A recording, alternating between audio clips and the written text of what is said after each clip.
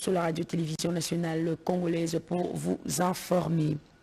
La question sur la situation sécuritaire et monétaire, surtout la reprise de cours en RDC, sujet évoqué au cours de la 43e réunion hebdomadaire du Conseil des ministres tenue ce vendredi 7 août 2020 par le chef de l'État Félix-Antoine Tshisekedi Tshilombo. Le compte-rendu de cette réunion avec le ministre d'État en charge de la communication et médias, Jolino Makelele. On l'écoute. Tradition respectée encore une fois ce vendredi 7 août 2020.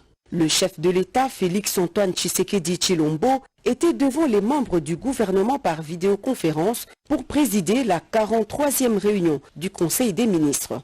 Sur les 4 points inscrits à l'ordre du jour, le Conseil a entre autres examiné les dossiers ayant trait à la situation sanitaire présentée par le ministre de la Santé, complété par son collègue des Finances et le coordonnateur du secrétariat technique de la riposte contre la Covid-19.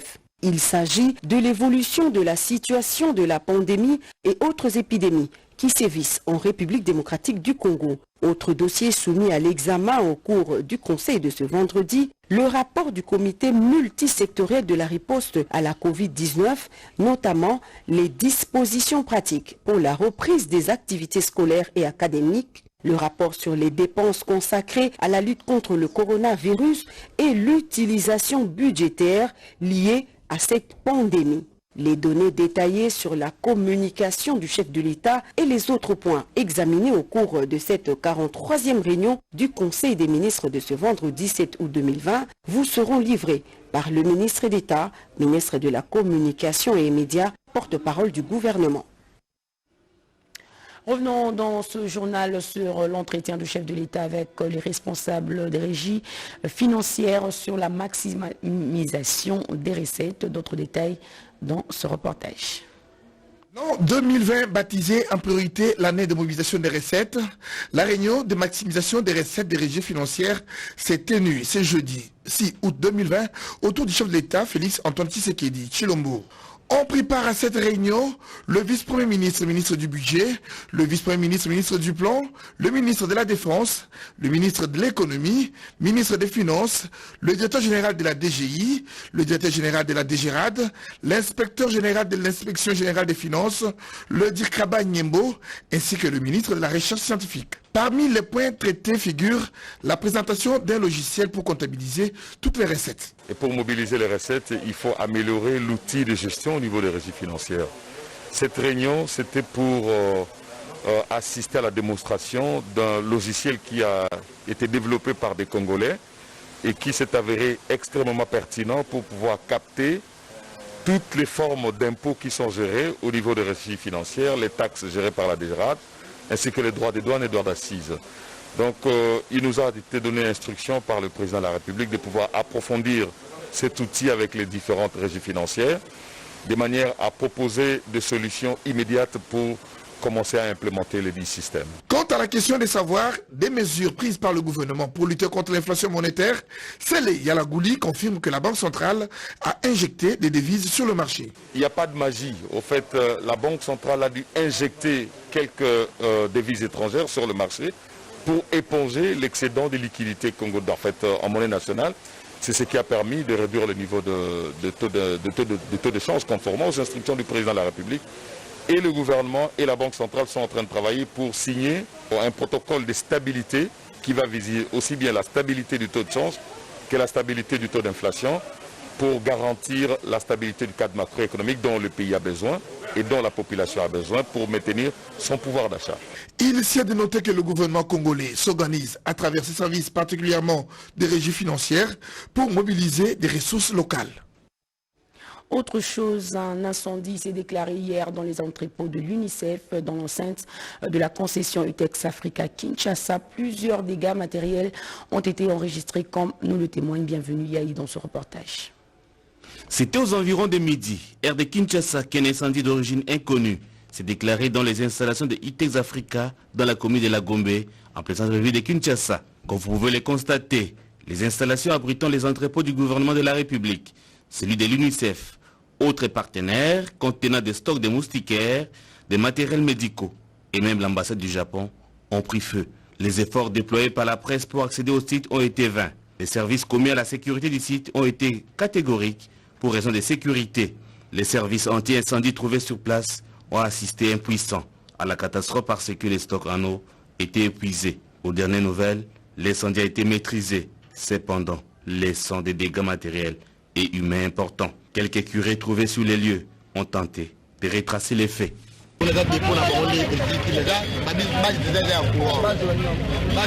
Nous aussi, ne maîtrisons pas la situation. Seulement l'incendie ici proviendrait du courant. Le dépôt UNICEF avec des moustiquaires et autres ont pris feu. Nous ne savons pas s'il y a des personnes à l'intérieur.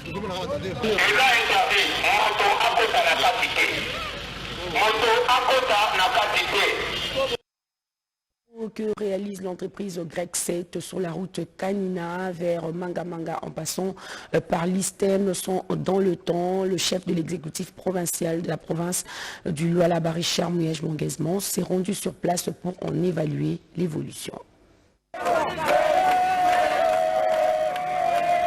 À la joie de la population de Kanina, s'est mêlée celle des travailleurs de Grec 7, entreprise commise à la construction de cette route qui part de Kanina vers Manga.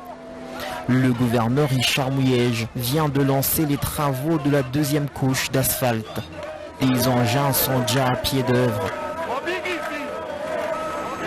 Dans sa suite, le ministre provincial des infrastructures Norbert Mbango qui s'assure constamment du bon déroulement des travaux. Cette route, c'est en sorte une option de plus dans les itinéraires des usagers de la route qui pourront éviter des encombrements sur les routes les plus sollicitées du centre-ville, ainsi déboucher directement sur la nationale numéro 39 au niveau de l'aéroport de Kolwezi, passant par l'Istem Kolwezi. Le Lualaba, c'est déjà plusieurs réalisations dans le secteur des infrastructures routières. Les mêmes efforts sont conjugués à l'intérieur de la province, avec comme projet principal la construction de la route nationale numéro 39 sur son axe Kolwezi-Dilolo. La Cour des comptes se prépare déjà à rédiger le rapport général sur la reddition des comptes. Il faut donc des financements nécessaires pour établir dans des conditions favorables ce rapport. Le vice-premier ministre, ministre du budget, en a évoqué ce vendredi 7 août 2020 avec le président de la Cour des comptes, Cédric Kenina, nous en parle. En ce deuxième semestre de l'année 2020, la Cour des comptes aura plusieurs activités pour établir son rapport à déposer à l'Assemblée nationale et cela nécessite des moyens conséquents. L'équipe Ernest Izemengia l'a dit au vice-premier ministre, ministre du budget Jean-Baudin Mayo-Mambeke, ayant la responsabilité d'engager les dépenses publiques. La Cour des comptes porte le jugement sur la régularité des états financiers dans un document dit reddition des comptes. Nous savons que le gouvernement a des problèmes de liquidité, mais le gouvernement peut toujours trouver quelque chose pour permettre aux services de travailler. Nous demandons que le gouvernement prévoie des moyens pour que la Cour puisse travailler, pour qu'on n'arrête pas. Et déjà, nous avons 26 provinces, et sur les 26 provinces, déjà 18 provinces envoient les redditions de comptes à la Cour. Un après-midi chargé pour le vice-premier ministre, ministre du budget, qui a en outre eu une séance de travail avec l'association des professeurs d'université de la République démocratique du Congo sous la conduite du ministre de l'enseignement supérieur et universitaire Thomas Loaka. L'amélioration des conditions de travail de ces scientifiques a dominé cette rencontre. Les discussions se poursuivront certainement dans les jours à venir. Et au ministère de l'Industrie, l'heure est à l'élaboration du schéma directeur de l'industrialisation, la RDC. C'est le ministre Julien Paluku qui a lancé les travaux de l'élaboration de cet outil indispensable à la valorisation industrielle des 6 zones économiques de la République démocratique du Congo. Betty Amani. À travers l'élaboration de ces plans directeurs d'industrialisation, la République démocratique du Congo est engagée à rattraper son retard de croissance, de reconquérir son leadership dans l'échiquier international et maîtriser les chocs structurels et systémiques. C'est le ministre de l'Industrie, Julien Paluku Kaongia, qui a donné le go à ces travaux. Ces documents qui sera produit constituent un outil important dans la mise en œuvre de la politique et des stratégies industrielles en RDC. Il va permettre la mise en place des schémas de mécanisation de chaque filière. L'axe premier de notre politique, c'est d'abord d'améliorer la gouvernance administrative et stratégique. Le deuxième axe stratégique, c'est de faire de la RDC un pôle économique et industriel. Troisième axe stratégique, nous voulons développer un pays qui devient un centre attractif pour le monde. Ce travail d'élaboration a été confié à un cabinet conseil Congo Challenge ayant une expertise avérée au niveau national et international. Son directeur gérant, Mich-Ange Lokota, a donné les assurances pour la concrétisation de ce travail. La démarche méthodologique qui sera utilisée comportera essentiellement 5 étapes, à savoir identifier, circonscrire et énoncer clairement tous les problèmes structurels et conjoncturels que connaît le secteur industriel congolais. Enfin, nous allons décliner des projets prioritaires à réaliser. Pour le directeur général du Fonds de promotion de l'industrie, Patrice Kiteb Kibolvoul, à travers ce plan, la RDC ambitionne d'accroître son PIB. Les cabinets Congo Challenge n'a que 50 jours pour émettre les premiers livrables de son travail. Ce document sera donc une boussole de l'action gouvernementale pour booster l'industrie congolaise. Naïcha Kiala nous informe que les veuves épouses militaires du camp commando, nous sommes dans la commune de Maluku, ont reçu des vivres et non-vivres ce vendredi 7 août 2020, dont de la première dame de la République démocratique du Congo, Denise Nyakeru Tshisekedi. Le ministre des Postes, Télécommunications et Nouvelles Technologies de l'Information et de la Communication, Augustin Kibasa Maliba, a pris le 10 juin dernier l'arrêté ministériel portant mise en place d'un système appelé Registre des appareils mobiles RAM en sigle pour protéger les Congolais détenteurs des appareils mobiles. RAM comme base de données permettra de limiter les marchés des appareils contrefaits, combattre le vol et améliorer la qualité des réseaux de télécommunications mobiles en bloquant les appareils non conformes aux normes internationales. RAM est recommandé par l'Union internationale des télécommunications et s'inscrit dans le plan national du numérique de la RDC, cher au chef de l'État, Félix-Antoine Tshisekedi. Dans sa technologie, RAM regroupera l'ensemble des numéros e-mail des appareils mobiles connectés sur les réseaux de téléphonie mobile. Ce qui veut dire chaque appareil sera enregistré moyennant paiement fixé en 6 échéances d'un droit d'enregistrement e-mail annuel auprès de l'opérateur concerné. Outre la lutte contre la vente des appareils contrefaits et le vol, la mise en place de RAM constitue également une avancée significative dans l'organisation du secteur. Elle ouvre la voie à la digitalisation des services publics en RDC, notamment dans les secteurs de la santé et de l'éducation. Le RAM sera officiellement lancé en RDC le 24 septembre 2020. Déjà, une campagne d'information et d'explication va être lancée à travers la presse, les réseaux sociaux, les SMS, un centre d'appel ainsi qu'un site internet seront mis à la disposition de la population. Vous venez de suivre le reportage sur le lancement du registre des appareils mobiles qui sera lancé plutôt le 24 septembre 2020 en République démocratique du Congo. Revenons sur ce reportage. Le veuve et épouse militaire du camp commando dans la commune de Maluku ont reçu des vivres et non-vivres ce vendredi 7 août 2020 dont de la première dame de la RDC. Loin du confort du centre-ville, la commune urbano-rurale de Maluku a reçu cette semaine son hôte de marque. La première dame de la République, Denise Nyakeru Tshisekedi, est allée à la rencontre des veuves et épouses des militaires du camp commando. Regroupées au sein d'une structure d'encadrement et de prise en charge dénommée Association Obama, ces femmes qui font partie d'une catégorie de la population fortement touchée par la Covid-19 ont été sensibilisées sur l'observance des gestes barrières. Consciente des effets néfastes de la pandémie à coronavirus sur l'économie nationale et de surcroît sur le panier de la ménagère, la présidente de la fondation, Denise Nyakeru Tshisekedi, a remis à ses mères de famille des vivres et non-vivres pour leur permettre de tenir tant soit peu pendant cette période cruciale.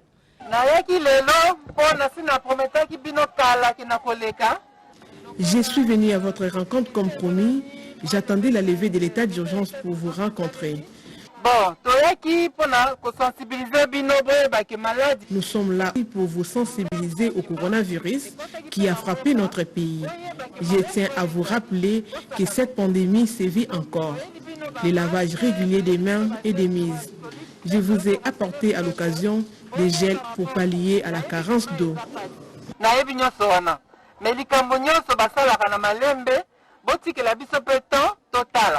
L'épouse du chef de l'État a prêté une oreille attentive aux désidérata de ces femmes qui souhaitent une amélioration de leurs conditions de vie.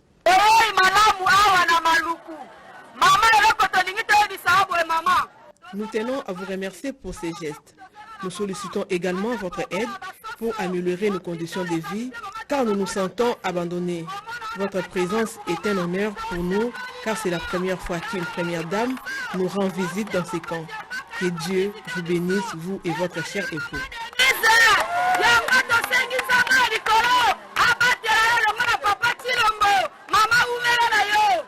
La première dame de la République a promis de faire le plaidoyer de ces femmes auprès du président de la République pour le bien de leur famille.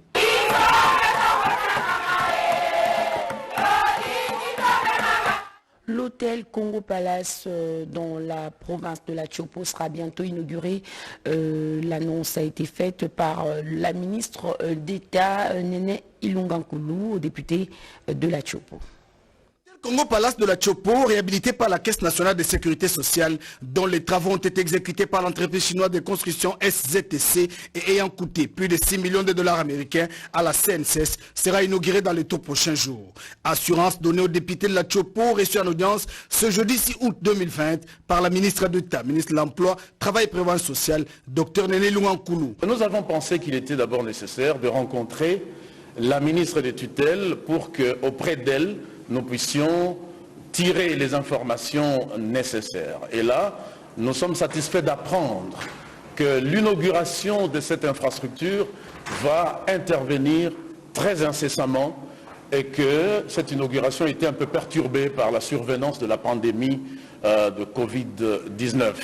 Ce mythique hôtel Congo Palace à l'architecture typique a plus de 90 chambres, 30 studios et 10 appartements et une suite présidentielle. Pour Néné Ilunga-Nkulu, tout est prêt pour son inauguration. Oui, tout est prêt. Le souci que vous portez, il est aussi mien. C'est déjà fin prêt. Même le sucré pour l'inauguration. La sucrerie de l'Otokila est en ruine. Les caucus des députés de la Tchopo plaident pour sa réhabilitation. Cette usine a subi les pillages et les conséquences de la mauvaise gestion. Un autre dossier évoqué lors de cet entretien concerne les plantations et huileries du Congo, une entreprise privée agricole spécialisée dans les plantations d'huile de palme. Elle connaît d'énormes difficultés dues au non-respect des textes. Pour ces députés de la Tchopo, l'implication personnelle de la ministre d'État est plus que nécessaire. L'honorable Mbachimbachi est venu féliciter la patronne de l'emploi pour sa dernière tournée dans le Congo central et l'a rassuré du soutien des notables des Congo. Stéphane Aïmar, lui, est venu parler investissement avec la ministre d'État, Néné Ilunga-Nkulu. Ces déplacements sont suivis à la loupe pour le bien-être de la population. Terminons ce journal par ce message du ministre des Affaires coutumières sur la journée du peuple autochtone. Les autochtones, dont les pygmées de la République démocratique du Congo, connaissent jusqu'à ce jour la discrimination et la marginalisation. Le monde entier a l'obligation pressante d'accélérer les progrès de ces peuples vers un objectif fondamental, à savoir la reconnaissance de leur identité culturelle et de leurs droits spécifiques par l'intégration à tous les niveaux et surtout leur participation citoyenne dans la prise de décision sur l'échiquier national. C'est dans ce cadre que mon ministère, en collaboration avec les structures de la société civile œuvrant dans ce secteur, auxquelles se sont jointes l'UNESCO et la Philharmonie du Congo, a pris l'initiative d'organiser à Kinshasa, sous les hauts patronats du président de la République, chef de l'État, son Excellence Félix Antoine Tshisekedi Tshilombo, des activités festives, artistiques et pédagogiques afin de sensibiliser les grands publics et les partenaires à la cause de peuples autochtones. De ce qui précède, j'ose croire que la considération humaine tant au niveau national qu'international de cette importante frange de la population congolaise sera accrue par des garanties juridiques sérieuses. Soucieux d'ouvrir la voie de la restauration de l'identité culturelle de cette communauté locale dans notre pays, mon ministère avait déjà déposé à l'Assemblée nationale, depuis la législature écoulée en juin 2016, ce projet de loi est celui de ratification de la Convention numéro 169 de l'Organisation internationale du travail OIT en cycle. Cette panoplie de mesures idoines ne devrait pas exclure les efforts à fournir par eux-mêmes les peuples autochtones, car l'intégration et le développement des peuples autochtones demeure un processus ardu. Les peuples autochtones doivent se battre,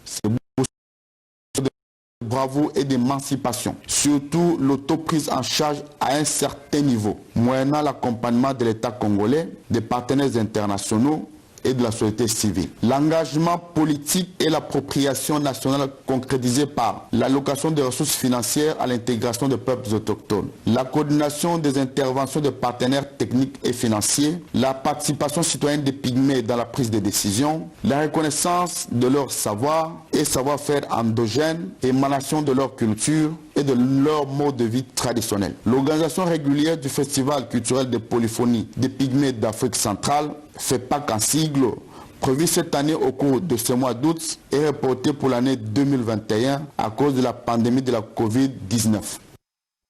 Voilà qui met fin à ce journal. Merci à vous de l'avoir suivi.